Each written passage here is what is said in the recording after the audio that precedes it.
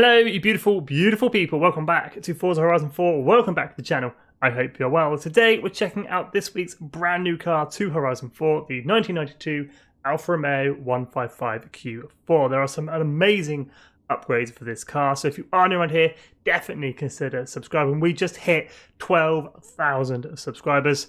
Let's go check out an old Alfa.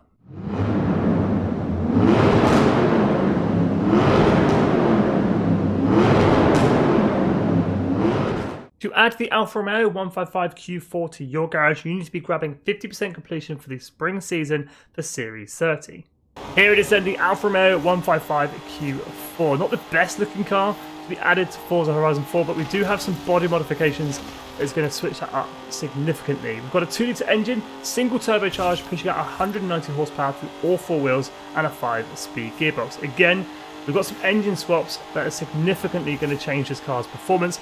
Now, normally with any car added to Horizon 4, we take it for a race completely bone stock. I really don't see the point with the Alfa.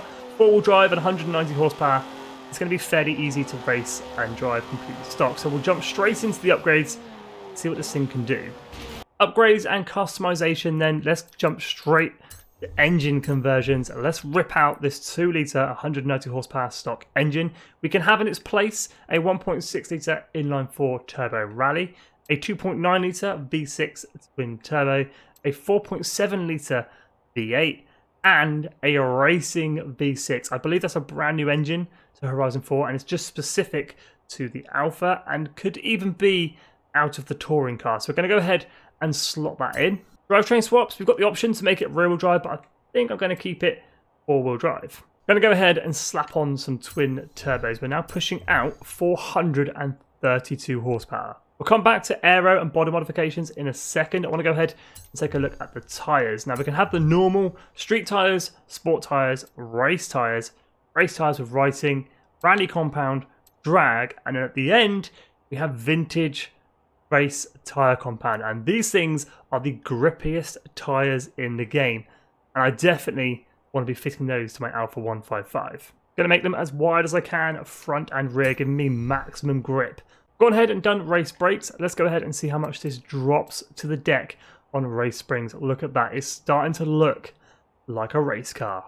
Weight reduction. We're weighing 1,105 pounds. Full race weight reduction takes off 745 pounds. Brings us down to 2,356 pounds. And in the middle-ish of Class S1.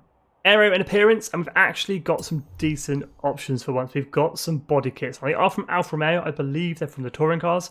The first one is a bit more subtle than the second one, but they do completely transform the look of this car. I will be going the first bumper as I sort of prefer it over the layeriness of the second one. Rear wings then, and I am very partial to a rear wing. So the first one's quite subtle, not in your face, so it's something you'd find from the factory. And then these two are definitely built for racing. They're fully adjustable in the settings. I'm going to go ahead and fit this one. Two options for the rear bumper, and I'm definitely going with the second option. It's built for racing. That massive knife edge diffuser looks absolutely insane. And then we've got the one side skirt option, which I don't really like it. It sort of hangs down a bit too low for my liking, but we're going to fit it because it kind of fits with the rest body kit. This car is now looking like a race car. After a little bit of playing around with power and weight, I put a bit more weight back in, so now weighing 2,947 pounds. We are running 670 horsepower, Class S1 900. But don't forget, we've got that special racing V6, and we've got the special tyres fitted as well. So 303,000 credits worth of upgrades. I can't quite work out if the V6 is a unique noise or not, or if it's just the 7.2 litre V8 tweaks. But nonetheless, the grip on these tyres is absolutely incredible. I'm getting so much understeer. That back end is just gripping up so much. I can't wait to get this thing in a race. Here we go then in the Alfa 155 Q4. No dramas off the line. Forward drive and those super grippy tyres keeping me planted. We've got that racing V6 pushing out 640 horsepower. This should make easy work of the driver tyres. I'm hoping to get sandwiched here. Right. Just about going to go around the outside of the Audi. Got his inside instead. Come on, move! No need to brake there, buddy. Not when you've got all this downforce and grip. Just don't need to brake. Full power, 150 miles an hour. Let's go. Round the outside of the Beamer. Nice, up the inside of the Audi. The rubbing is racing. There's just no dramas whatsoever. It's just so planted. I reckon you could make this rear-wheel drive. 700 horsepower, you'd be absolutely fine. Up the inside of the Sierra. It just goes where you want it to. You turn in and it does it. Power on, no problems. I think we could do with a bit more power. Maybe a little bit more weight and a bit more power. But there's no complaints from me with the Alfa 155 so far. Look at that, hard on the brakes. Late braking as well. Wheels keeping me in check, or the tyres keeping me in check. Up into first place. Good job, Alfa. Good job. I think with the right upgrades and the right tune with somebody who knows what they're doing when it comes to tuning, this car could be a leaderboard contender. It is so quick in the corners. Unreal. Just don't get it on the grass. We do get a little bit wobbly like I did there. But if you keep it on the tarmac, this thing is seriously quick. You can put it exactly where you need it. We have absolutely run away with that race across the line. First place. Driver tires are absolutely nowhere. Unbeatable driver tires are a full 7 seconds behind me. Now I want to test these vintage race tires, see what they can do up against the normal race tires that we can put on every other car. To do this little test, we're going to be using the Ambleside Approach Speed Zone. The best average speed of 2 runs for each tyre wins. Here we go then in the Alfa. Vintage race tyres up first. It's first run of 2, so let's let it rip. I'll try and be as consistent as I can with all 4 runs. A little bit of oversteer on the way in, hard on the brakes, down to second gear. Try and minimise oversteer and understeer as much as we can whilst keeping that speed up. Whine of the turbo there. Come on, Alfa. I want the vintage race tyres to win this. I don't get to use them very often. I kind of want it to do well. That is a 72.12 for the first run of the vintage race tyres. Right then, run number 2 for the vintage race tyres. The rain has descended, but hopefully that won't hinder performance too much. Let's build up the revs. Let's go before that tractor overtakes us. Again, trying to be as consistent as I can with the first run and the second run. Brakes early, get it tucked in. On the power. Come on, Alfa, up to third. Hard on the brakes. In. Don't think the rain's helping us much here. Trying to ignore it as much as we can. So still 66 miles an hour. Flash up at the bottom, down into second. 68.38. So 72.12 is the best vintage race tyres. That's a benchmark the normal race tyres to try and beat. This is how much of a difference these vintage race tyres make. So handling's at 8.4, braking 9.1. We go ahead and fit the normal race tyres, handling down to 7.9, braking down to 8.7. I don't think these race tyres are going to stand much of a chance against those vintage ones. Right then, the first run for the normal race tyres. These are the tyres you can put on every other car, Forza Horizon 4. So once again, build up the revs for the 155. Let's go. Exactly the same speed zone. Want to be as consistent as we can. Bit of understeer.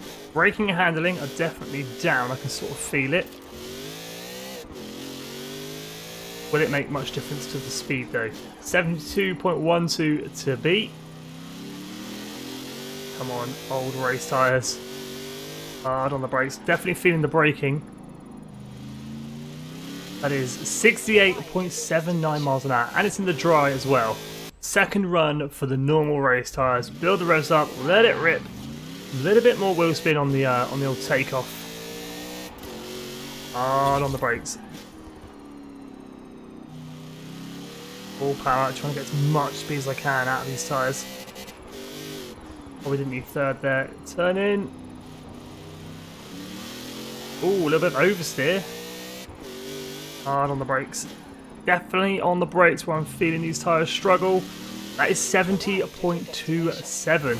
So, vintage race tyres take it with a 72.12.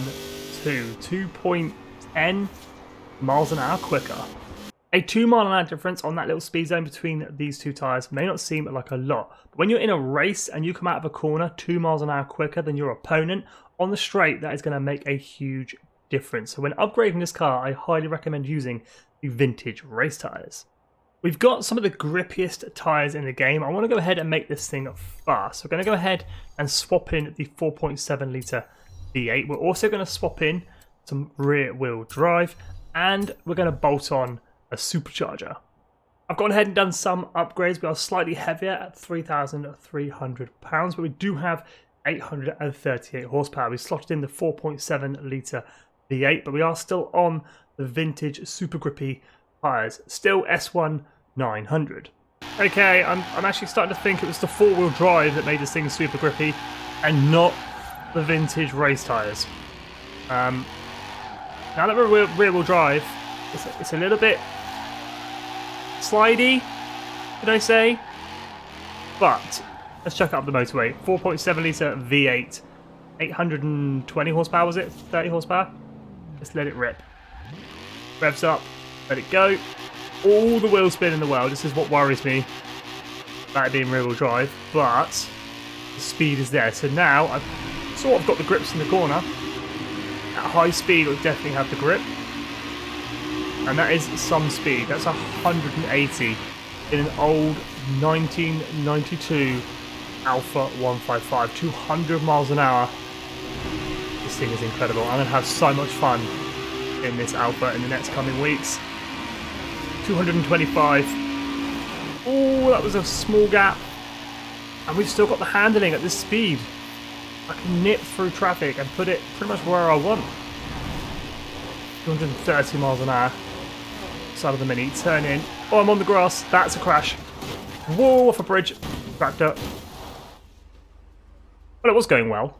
So there we go, the Alfa 155 Q4. Let me know in the comments what you think of this car and its unique upgrades. As always, thank you so much for watching. If you are new around here, definitely consider subscribing. We just hit 12,000 subscribers. Let's go.